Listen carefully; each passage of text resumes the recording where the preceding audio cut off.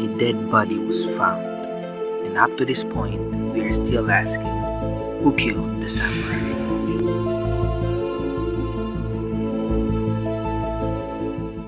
Are you the one who saw the body? Yes, sir, certainly. It was I who found the body. This morning, as usual, I went to cut my daily quota of cedar when I found the body in the grove.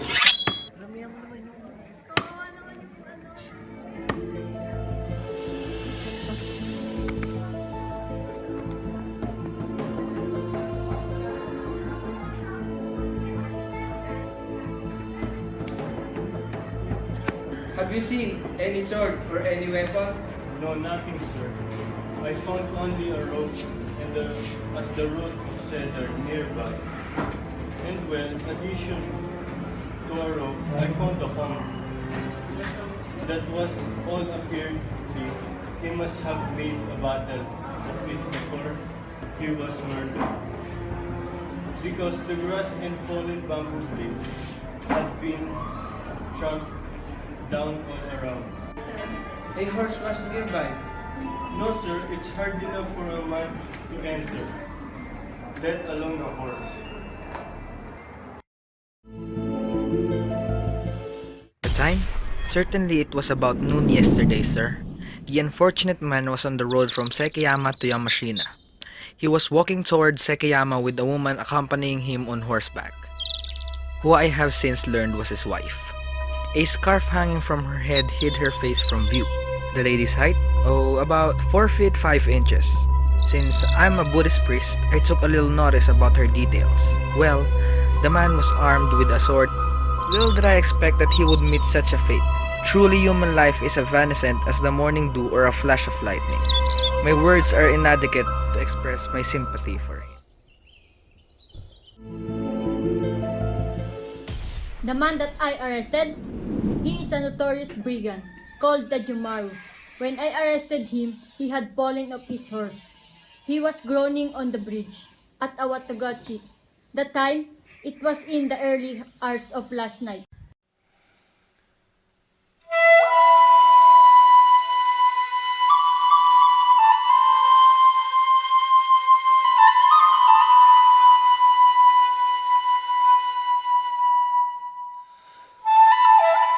For the record, I might say the other day I tried to arrest him, but unfortunately, he escaped. He was wearing a dark blue silk kimono and a large plain sword. And as you see, he got a bow and arrows somewhere. You say that his bow and these arrows.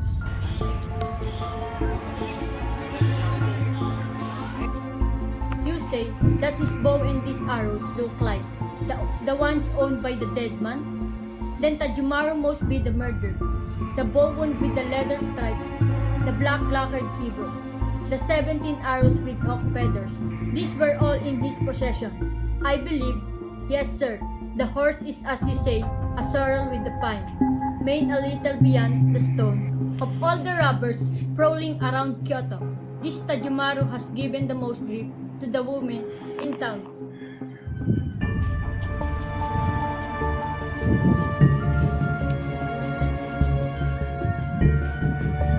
If this criminal murdered the man, you cannot tell what he may have done with the man's wife. May it please your honor to look into this problem as well.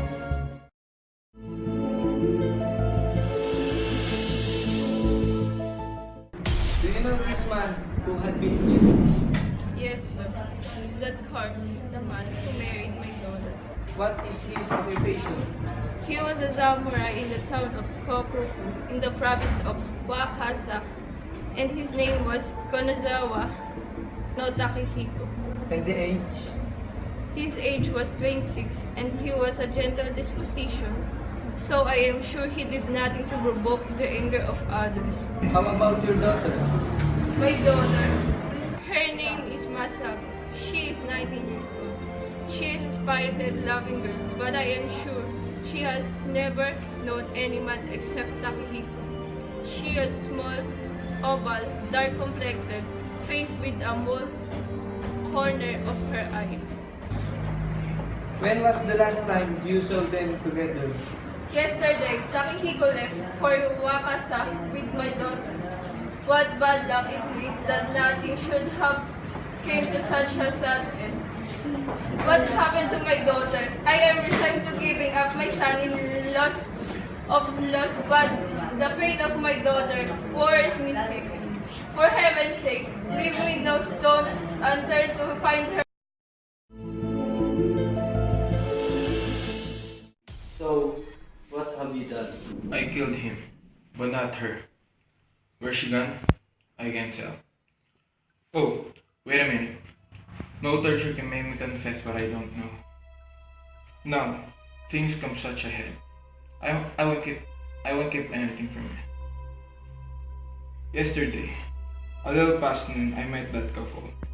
Then a pop of wind blew and raised her hanging scarf, so that I caught a glimpse of her face. Instantly, it was again covered from my view. That may have been one reason. She looked like a Bodhisattva.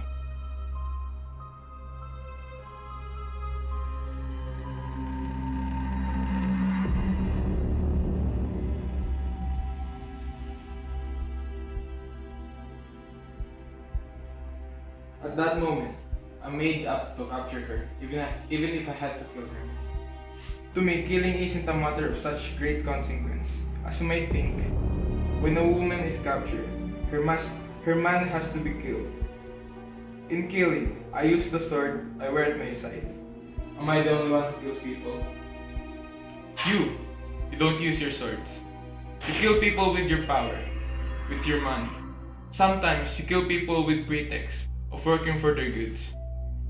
It's true, they don't bleed, but you've killed them. It's hard to say who's the greater sinner, you or me. But it would be good if I could capture a woman without killing her man. So I made up my mind to capture her, and do my best not to kill her. But it's out of the question on the Yamashita stage road, so I managed to lure the couple into the mountain. It was quite easy. I became their traveling companion, and I told them there was an old mound in the mountain over there, and that I had to dig open and found many mirrors inside. I went on to tell I'd buried the things in a grove behind the mountain, and I'd like to sell them at a low price. Anyone who would care to have them. Then, you see, isn't greed terrible? He was beginning to be moved by my talk before he knew it. In less than half an hour, they were driving their horse towards the mountain with me. When he came in front of the grove, I told them treasures were behind in it, and I asked them to come and see. Hey, mister, do you want some golds? There are some golds and mirrors right there. I just go if there's treasure in them. The man had no objection. He was blinded by my greed. The woman said she would wait on the horse stop. Okay, I'll stay here. It was natural for her to say so. At the sight of a thick robe, to tell you the truth, my plan worked just as I wished. So I went into the grove with him, leaving her behind alone. The grove is only bamboo for some distance. About 50 yards ahead, there's a rather open clump of cedars.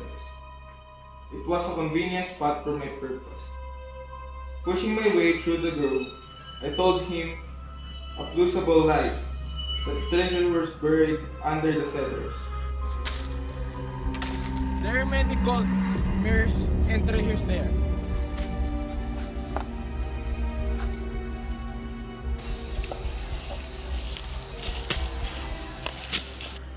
When I told him this, he pushed his laborious way towards the slender cedar visible through the grove.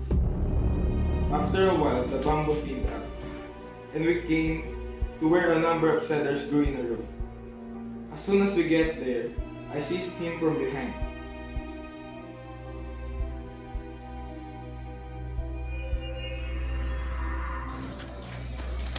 I soon tied him up to the root of cedar.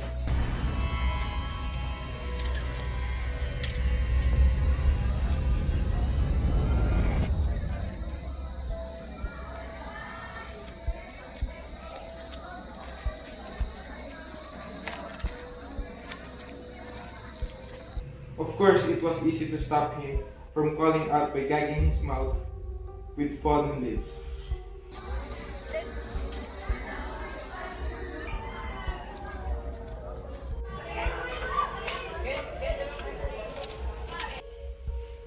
When I disposed of him, I went to his woman and asked her to come and see him, because he seemed to have been suddenly taken sick.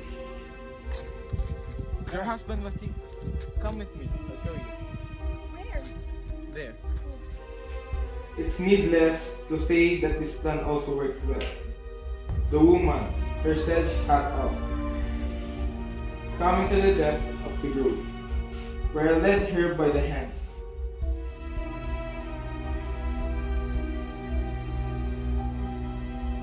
The most spirited woman is defenseless without a weapon. At this, I could satisfy my desire for her without taking her husband's life. No, my husband! Takehiro!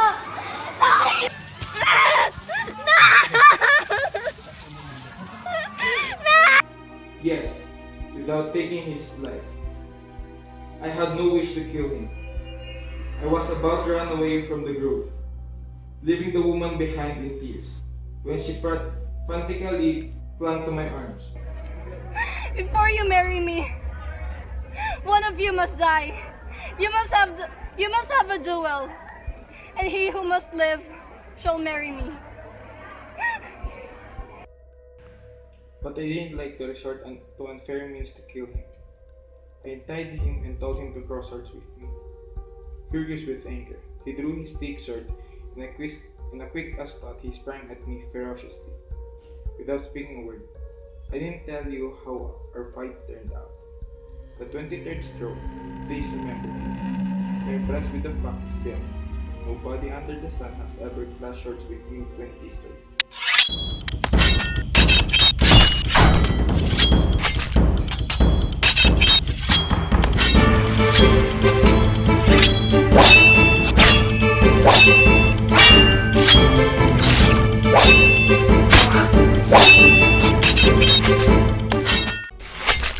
As soon as he started to cross swords, she might have run away through the grove to call for help. That's all my confession. I know that my head will be hung in the chains anyway, so put me down for the maximum penalty.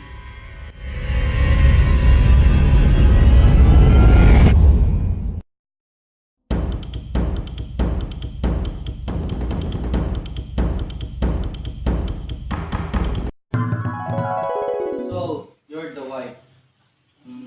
Can you tell me what happened at that time? Yes, I will. That man in the blue silk kimono, after forcing me to yield to him, laughed mockingly as he looked at my bound husband. How horrified my husband must have been. But no matter how hard he struggled in agony, the rope caught into him all the more tightly. In spite of myself, I ran stumblingly toward his side, or rather, I tried to run toward him, but the man instantly knocked me down. Hey! Where do you think you're going? Huh? At that moment, I saw an indescribable light in my husband's eyes, something beyond expression. His eyes made me shudder even now. That instantaneous look of my husband, who couldn't speak a word, told me all his heart. The flash in his eyes was neither anger nor sorrow, only a cold light, a look of loathing. More struck by the look in his eyes than by the blow of the teeth, I called out, in spite of myself, and fell unconscious. In the course of time, I came to and found that the man in blue silk was gone.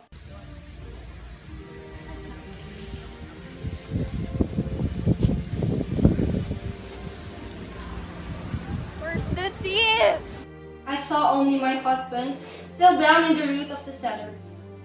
I raised myself from the bamboo blades with difficulty and looked into his face, but the expression in his eyes was just the same as before. Beneath the cold contempt in his eyes, there was hatred, shame, grief, and anger. I don't know how to express my heart at that time. Reeling to my feet, I went up to my husband.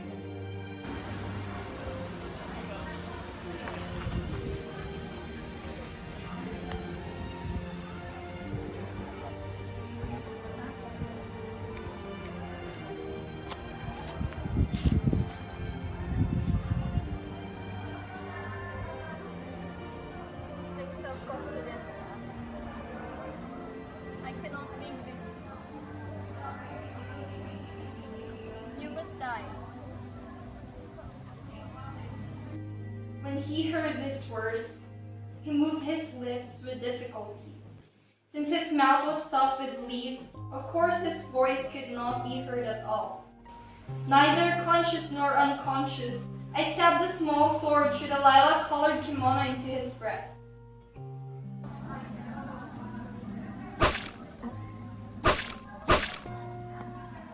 Again, at this time, I must have fainted. By the time I managed to look up, he had already breathed his last breath, still in bonds. You said you will follow, but why are you here? What has come before of me, since I have no more strength to tell you? Anyway, I hadn't the strength to die.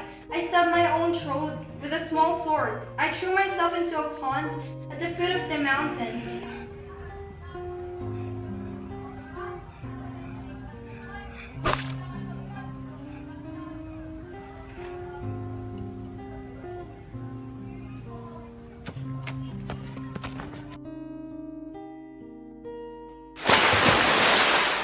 And I tried to kill myself in many ways. Unable to end my life, I am still living in dishonor. Worthless as I am, I must have been forsaken even by the most merciful Conan. I killed my own husband. I was violated by the robber. Whatever can I do?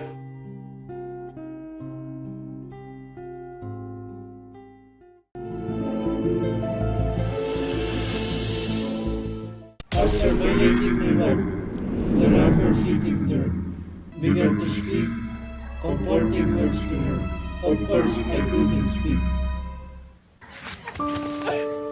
No! Please! No!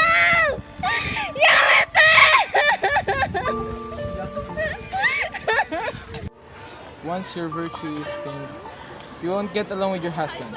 So, won't you marry me instead? It's my love for you that made me violent to you. What did my beautiful wife say? I am lost in space, but I have never thought of her answer. Without burning with anger or jealousy. Truly, she said, You can marry me, but you must kill him!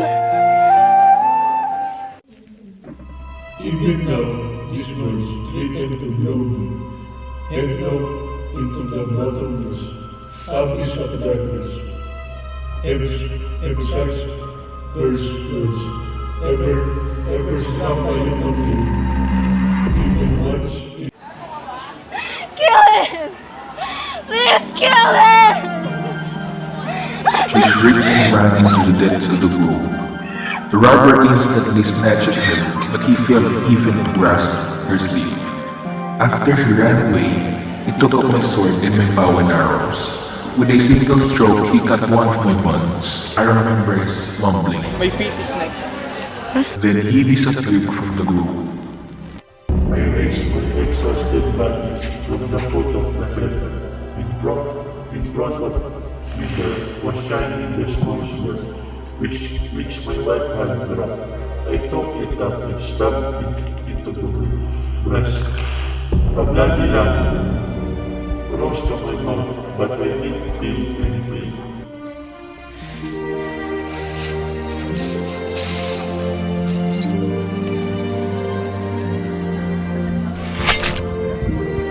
Then someone crept up to me. I tried to say who it was, but blindness had controlled me.